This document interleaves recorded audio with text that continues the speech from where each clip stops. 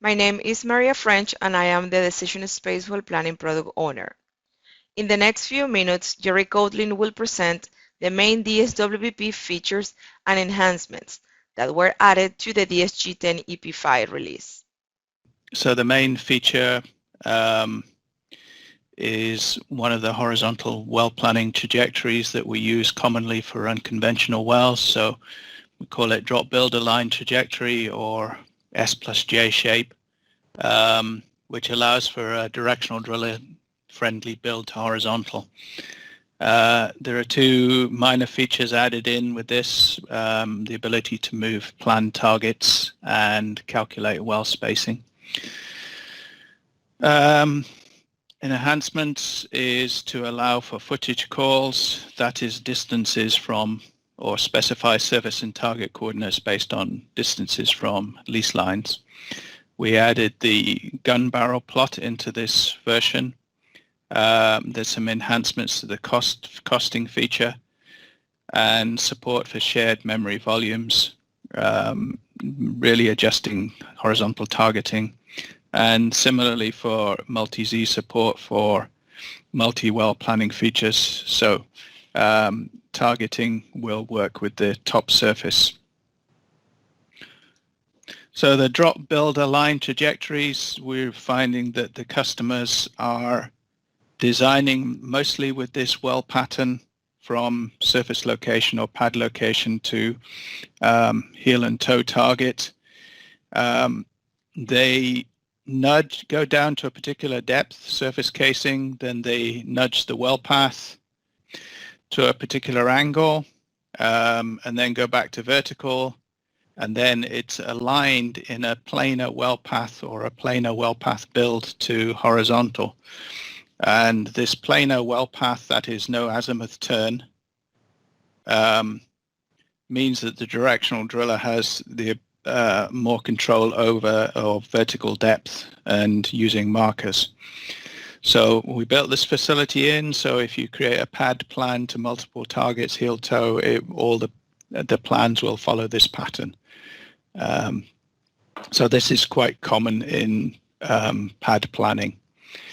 So the top view is a section view. The bottom view just shows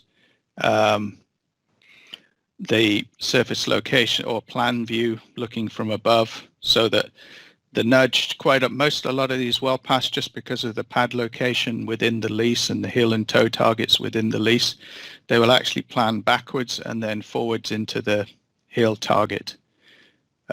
So they commonly follow this recumbent shape. We've added into this version the ability to define surface location and targets by distances from edge of lease. So on land and unconventional wells, it's very common to try and maximize the production zone within the lease. So they're by regulation, they're allowed a certain distance where they can start production and end production within the lease. I think it's in some cases 500 feet. So it's important for them to design distances relative to the lease to maximize production. So within the dialogues for creating plans, trajectories, and targets, you'll find these boundaries and footage calls for the leases. We added into this version the gun barrel plot, and it's available on the full DS well planning license. So this is the plot that was developed as an add-in for specific customers, but we've now added it to the general 10ep 5 release. So this is a section plot, which obviously shows geological layers, but it also gives you distances. So if you have stacked horizontal through different zones in the reservoir, it'll give you these distances. So these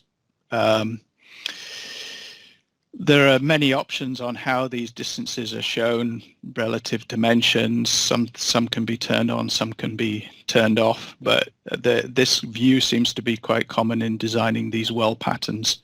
So it's drawn as a section through the set of horizontal well plans for a pad so that they look at the spacing to maximize the